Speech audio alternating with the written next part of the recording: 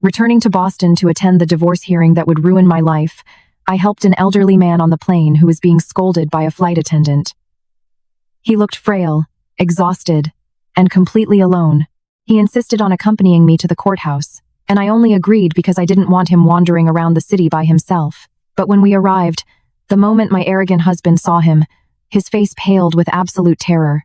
My husband, a man who never bowed to anyone, fell to his knees. It turned out that the old man wasn't just a passenger in seat 34B. But before getting to that moment of sweet justice, you need to understand how I ended up on that plane, crying over a divorce settlement that left me with nothing. My name is Zara, and at 34, I was returning to Boston to sign away the life I had spent a decade building. The turbulence outside the plane window matched the storm inside my chest. I was sitting in seat 34E, a middle seat in the last row, clutching a manila envelope containing the papers my husband, Cameron, had sent me. He was a rising star in the legal world, a man who charmed judges and intimidated witnesses. I was just his wife, the invisible woman, the ghostwriter behind his brilliance who was now being discarded because she no longer fit the image of his new life. The seatbelt sign chimed, and the cabin shook violently. 2 rows ahead, a commotion broke out. An elderly black man struggling with a worn leather briefcase had dropped his cane in the aisle. He was trying to retrieve it, but his movements were slow, hindered by age and the shaking of the plane. "Sit down immediately," a flight attendant snapped. Her voice was sharp, cutting through the low hum of the engine. "You're blocking the cart. If you can't handle your carry-on, we'll have to check it." "I'm trying, miss," the man said, his voice trembling but dignified. "My medication is in here. I just need to take my pill." The flight attendant rolled her eyes, clearly annoyed by the inconvenience.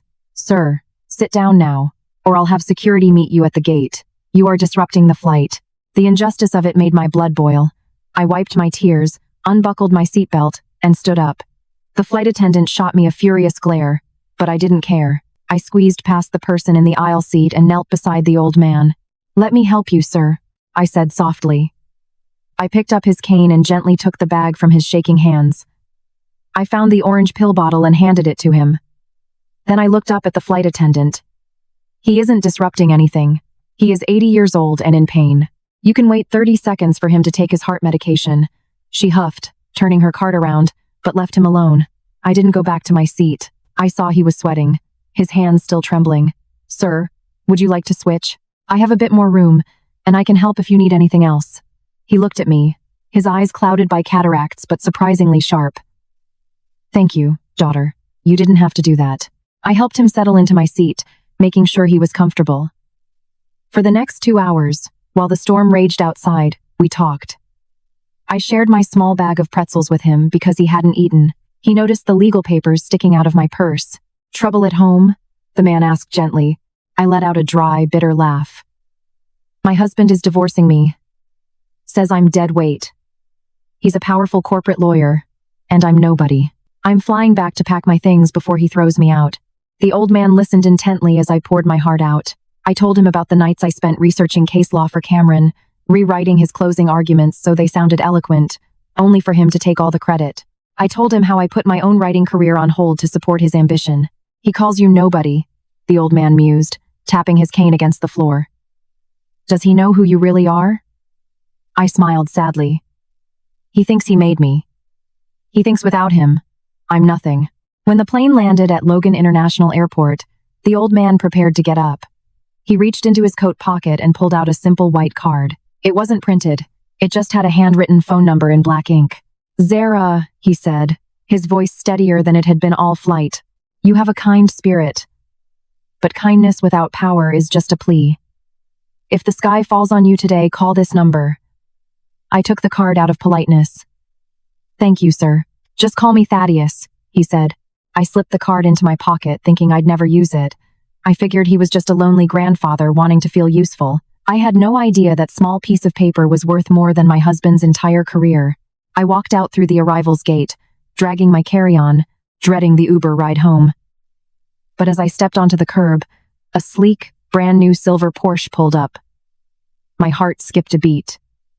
It was Cameron. For a foolish second, a part of me thought he had come to apologize, that maybe he wanted to fix things.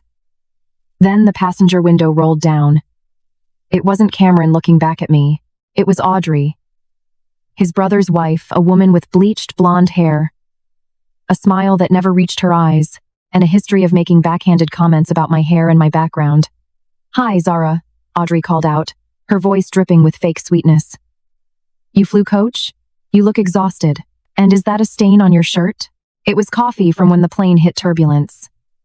I ignored her and looked at Cameron, who sat in the driver's seat, gripping the leather steering wheel. "Cameron, what are you doing here?" "I came to give you this," Cameron said without looking at me. He popped the trunk. I walked to the back of the car, expecting a peace offering. Instead, I saw my 2 large suitcases.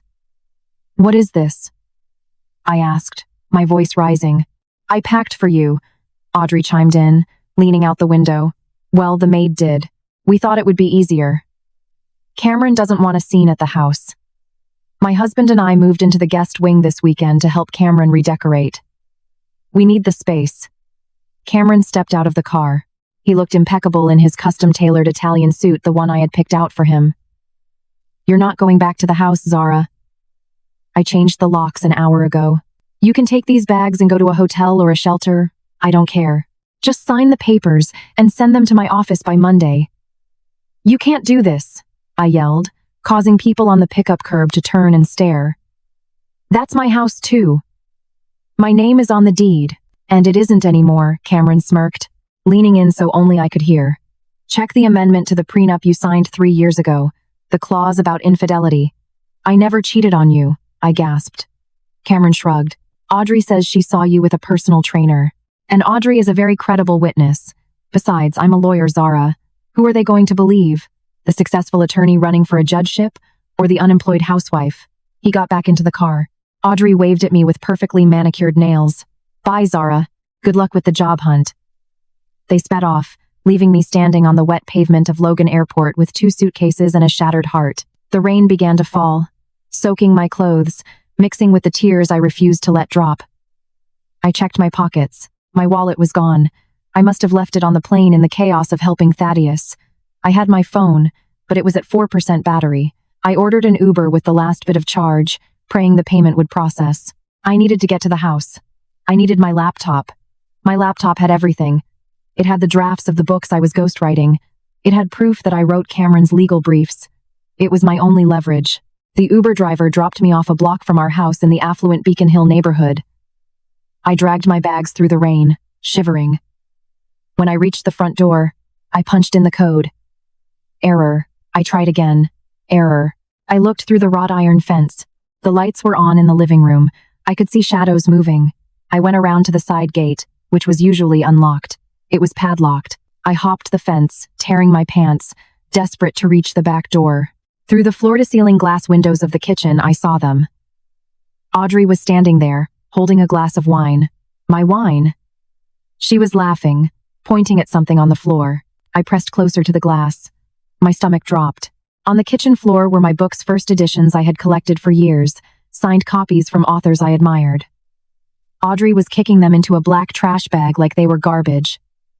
"Open the door," I screamed, pounding on the glass. "Cameron, open this door." Cameron walked into the frame. He didn't look at me. He picked up his phone and made a call. 2 minutes later, I heard the sirens. A police cruiser pulled up to the curb. 2 officers stepped out, their hands resting on their holsters. "Ma'am, step away from the door," the officer shouted. "I live here," I cried, the rain pouring down my face. "That's my husband. He locked me out." The officer shook his head. "We received a call from the homeowner. Mr. Cameron Cole claims there is an intruder on the property behaving erratically. He has a restraining order in process. You need to vacate the premises immediately, or we will have to arrest you." "But my laptop," I pleaded. "My work is in there. Please, just let me get my computer." The door opened a crack. Cameron tossed something onto the wet patio. It was my laptop. "Take it and leave, Zara," he said coldly. I ran to pick it up. The screen was shattered. The casing was bent. He had destroyed it.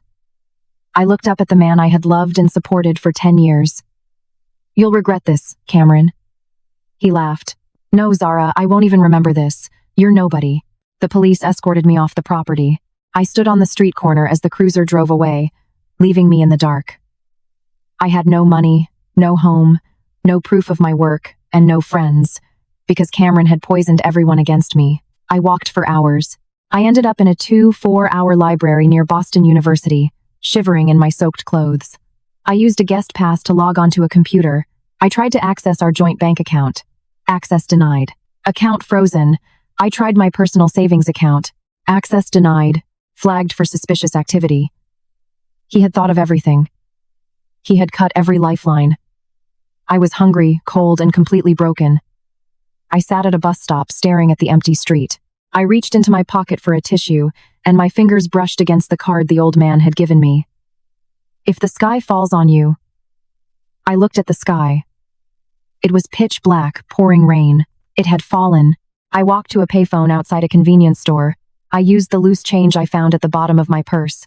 My hands were shaking so badly I could barely dial the handwritten number. 1 ring. 2 rings. Hello, a deep voice answered. It wasn't the frail, trembling voice from the plane. It was strong, commanding, and sharp. Mr. Thaddeus, I whispered. It's Zara, from the plane. There was a pause. Then the voice softened, but lost none of its authority. I've been waiting for your call for 4 hours, Zara. I saw the news about your husband's new car. Tell me, where are you? My driver is already on the way. Who are you? I asked, the tears finally spilling over. I am the man who is going to help you burn his kingdom to the ground, he said. Stay exactly where you are. I hung up the phone, sliding down to sit on the cold concrete. I didn't know it then. But the war had just begun. And for the first time in a long time, I wasn't fighting alone. 10 minutes later, a vehicle turned the corner that took my breath away. It wasn't a taxi. It wasn't an Uber. It was a vintage black Rolls-Royce Phantom, massive and moving through the flooded streets with the silent grace of a predator. It stopped right in front of the phone booth. The rear door opened, and a chauffeur in an impeccable uniform stepped out with a large umbrella. He didn't look at my soaked clothes or my red, swollen eyes with judgment. He simply held the door open and said, Miss Zara, please. We've been expecting you. I climbed in. The interior smelled of expensive leather and cedar wood. It was warm, a sharp contrast to the freezing cold I had been fighting all night. As the car pulled away, gliding smoothly over Boston's potholes, I watched the city pass by through tinted windows. We left the commercial district, passed the historic neighborhoods, and headed toward Back Bay. This was the historic heart of the city, where old money lived, the kind of money that didn't need to shout because it had been whispering for generations. We pulled up to a limestone mansion that looked more like a fortress than a home. The iron gates swung open automatically. I stepped out, feeling small and out of place in my ruined sneakers and wet jeans. The chauffeur escorted me to massive double oak doors that opened before I could even knock. Standing in the foyer was Thaddeus, but this was not the man from seat 34E. The man on the plane had worn a frayed tweed jacket and scuffed shoes. The man standing before me now wore a silk smoking jacket, the color of midnight. He stood tall, leaning only slightly on a cane topped with a silver lion's head. The cataracts I thought I saw in his eyes earlier seemed to have vanished, replaced by a gaze that was sharp, evaluating, and incredibly intelligent. Behind him, the foyer opened into a library that seemed to stretch into infinity. Floor-to-ceiling mahogany bookshelves were packed with thousands of leather-bound books.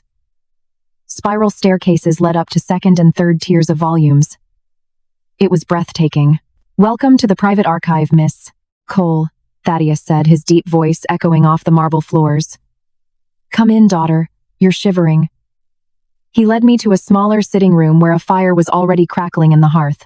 A tray of food waited on a low table. Hot soup, fresh bread, and tea. I sat down, the heat of the fire thawing my frozen skin, but my mind was racing. I don't understand, I stammered, wrapping my hands around the teacup to stop them from shaking. On the plane, the flight attendant. You let her talk to you like that. You let Cameron look at you like you were nothing. Thaddeus sat in the armchair opposite me, watching me eat with a grandfather's patience. He smiled, but it was a wolfish smile. There is great power in being underestimated, Zara. When people think you are weak, they stop guarding their secrets. They show you exactly who they are because they don't believe you matter enough to be a threat. That flight attendant showed me she lacks compassion. Your husband showed me he lacks a soul. And you showed me you have a heart of gold, even when your own is breaking. I looked down, shame washing over me. My heart didn't save me, Thaddeus. My heart got me thrown onto the street. Cameron is right. I am nobody. I spent 10 years building him up, writing his briefs, cleaning up his messes, and now he's a star, and I'm just the woman he outgrew. Thaddeus leaned forward, the firelight dancing in his eyes. He reached under the table and pulled out a thick folder. He threw it onto the table between us. It landed with a heavy thud. "Open it," he ordered. I hesitated, then reached out and flipped the folder open. My breath caught. Inside were copies of court documents, legal briefs, closing arguments. I recognized them immediately. They were the high-profile cases Cameron had won over the last 5 years. The cases that had put him on the cover of law magazines. The cases that were about to get him a judgeship. But they weren't just copies. They were highlighted, annotated. Red ink circled paragraphs and footnotes. "I read these, Zara," Thaddeus said quietly. "I've read every major legal brief filed in this state for the last 50 years. It's my hobby. And about 4 years ago, I noticed something strange.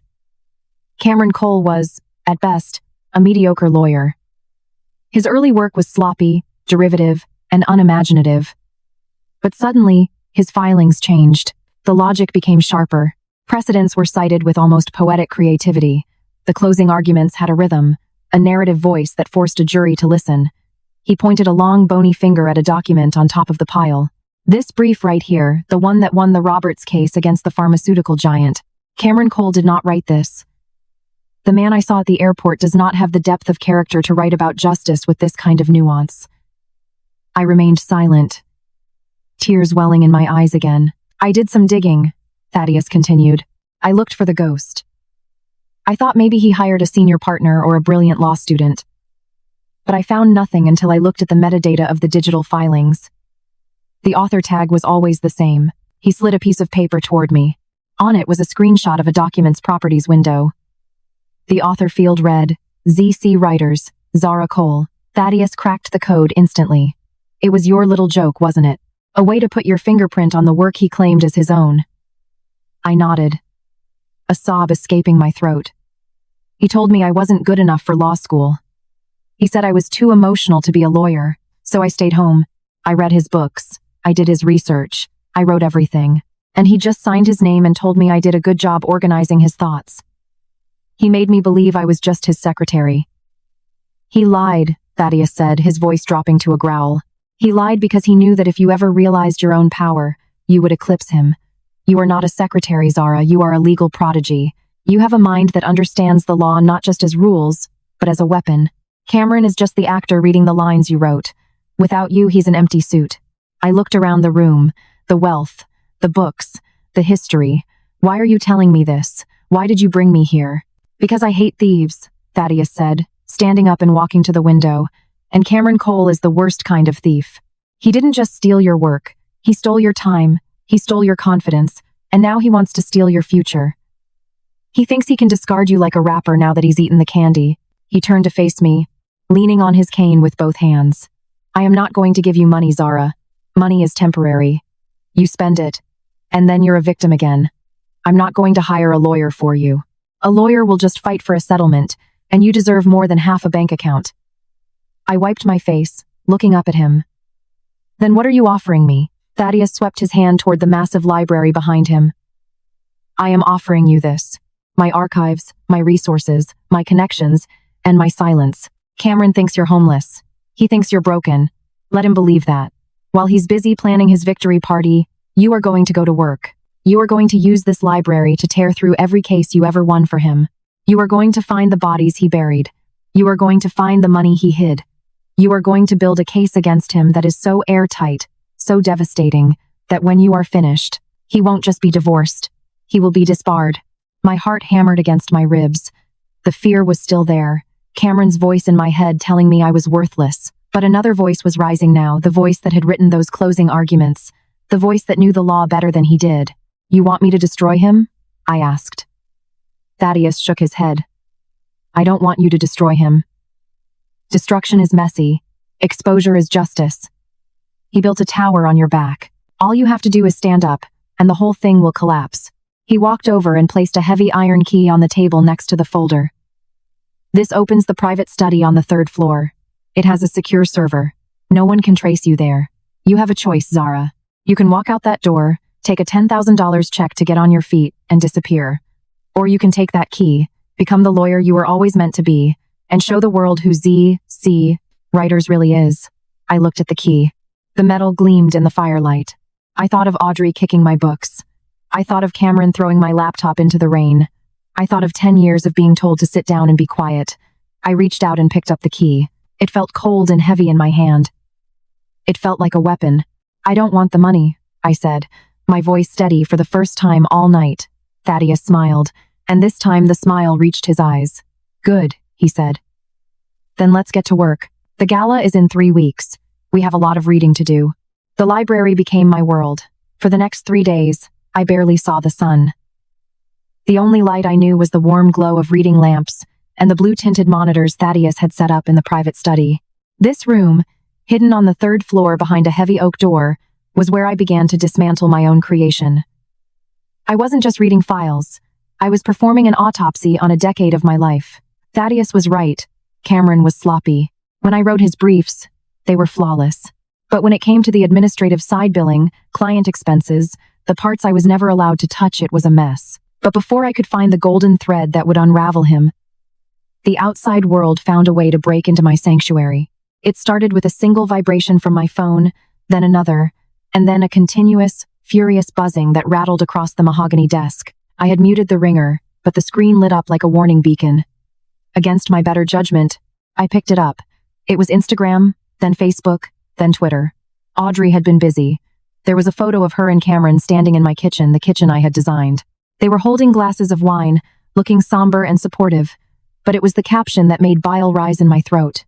Finally breathing a sigh of relief, Audrey had written, "It's hard watching someone you love be taken advantage of for years. My brother-in-law Cameron is the kindest man I know, but even saints have limits." He supported his wife through her unemployment, her laziness, and her refusal to contribute to their home. But discovering she was cheating on him with a personal trainer was the final straw. So glad the toxicity is gone. Please send prayers for Cameron as he recovers. Number family first. Number truth revealed. Number new chapter. I stared at the screen, my hands shaking so badly I almost dropped the phone. The likes were climbing by the second. 300